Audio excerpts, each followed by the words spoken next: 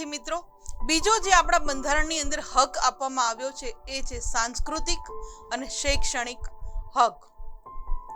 આ હકની વાત કરીએ તો ભારતની અંદર વિવિધ ધર્મો, વિવિધ ભાષાઓ અને સંસ્કૃતિઓ ધરાવતા લોકો રહે છે. આપણને ખ્યાલ છે કે ભારતની અંદર પ્રાચીન સમયથી જ અલગ અલગ પ્રજા આવી અને વસી છે અને પોતાની સાથે જે પોતાનો ધર્મ, સંસ્કૃતિ લાવી, આ સંસ્કૃતિને આપણે જે રીતે દૂધની અંદર સાકર ભળી જાય એમ ભારતની અંદર એ લોકો ભળીને રહી ચૂક્યા છે અને ભારતના લોકો છે એને અપનાવી પણ ચૂક્યા છે. અને આજે ભારત દેશ છે એ વિવિધ ધર્મો, ભાષાઓ અને સંસ્કૃતિ ધરાવતો દેશ બની રહ્યો છે અને ઘણા લોકો અહીંયા વસી રહ્યા છે.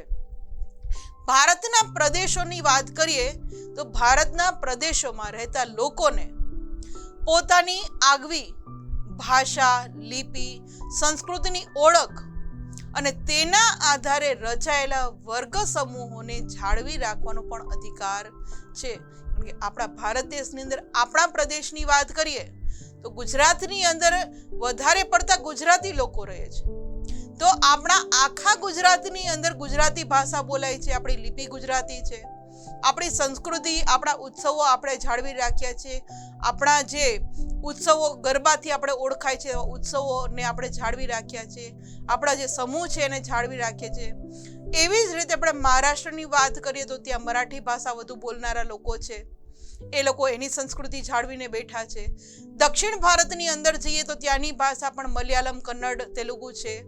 તો આ રીતે અલગ અલગ પ્રદેશમાં રહેતા જે લોકો છે, અને ભારતના ઘણા બધી પ્રદેશો છે એની રચના ભાષાના ધોરણે કરવામાં આવી છે.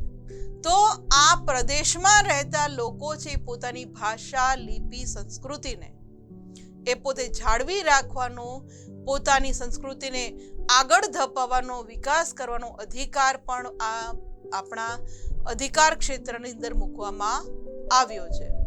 કોઈ પણ શૈક્ષણિક સંસ્થાઓ હોય કે જે રાજ્યની ગ્રાન્ટ પર નિર્ભર ન હોય, તેમાં ધર્મ, જાતિ, જ્ઞાતિ, ભાષા કે તેના કોઈ પણ એક કારણસર કોઈ પણ નાગરિકને પ્રવેશ આપવાનો ઇનકાર કરી શકે નહીં. જો સરકાર દ્વારા, રાજ્યની ગ્રાન્ટ દ્વારા જો કોઈ સ્કૂલ ચાલતી હોય, શૈક્ષણિક સંસ્થા ચાલતી હોય તો એની અંદર એમાં ધર્મના આધારે કે જ્ઞાતિ જાતિના આધારે કે ભાષાના આધારે કોઈ પણ નાગરિકને આપણે પ્રવેશનો ઇનકાર કરી શકીએ નહીં.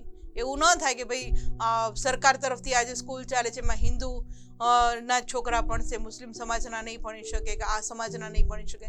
દરેક સમાજનો ફક્ત એ ભારતનો નાગરિક હોવો જોઈએ, એને પ્રવેશ તો આપવામાં આવે છે ને આપણે ઇનકાર કરી શકતા નથી. આ ઇમેજની અંદર ભારતની અંદર જે વિવિધતામાં એકતાના જે દર્શન કરીએ છીએ આ ઇમેજમાં આપણે જોઈ શકીએ છીએ.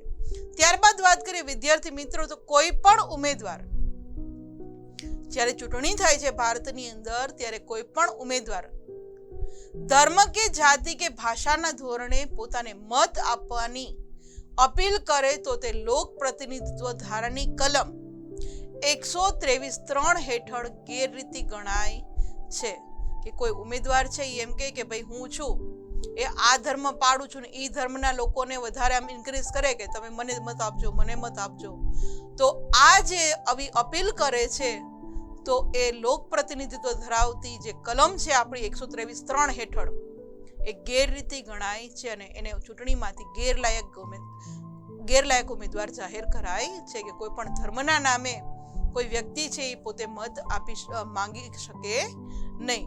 ને કોઈ પણ રાજ્ય છે કોઈ પણ કાયદો ઘડીને નાગરિકોને કે તેના કોઈ વિભાગ પર, કોઈ સાંસ્કૃતિક કે કોઈ ભાષાના પાયા પર રચાયેલી તમામ લઘુમતીઓને તેમની પસંદગીની શૈક્ષણિક સંસ્થાઓ સ્થાપના અને વહીવટ કરવાનો અધિકાર આપશે. કે જેટલી પણ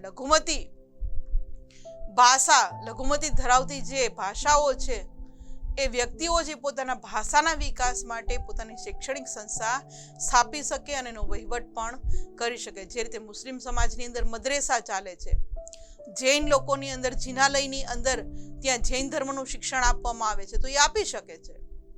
આપણે ત્યાં પણ સંસ્કૃત પાઠશાળાઓ ચાલે છે તો ચાલી શકે છે. કારણ કે પોતાના પણ એક શરત એ હોવી જોઈએ કે તે સરકારના પૈસે સરકારની ગ્રાન્ટમાંથી ચાલતી હોવી જોઈએ નહીં. જે તે ધર્મના લઘુમતીઓ છે એ પોતાની સંસ્થાનો વહીવટ છે એ પોતે જ કરી શકે છે, એના માટે સરકાર એને ગ્રાન્ટ આપતી નથી. આ ઇમેજની અંદર જે તે લઘુમતીઓની જે પોતાની ભાષા ઉપર રચાયેલી જે સંસ્થાઓ છે એ આપણે જોઈ શકીએ છીએ.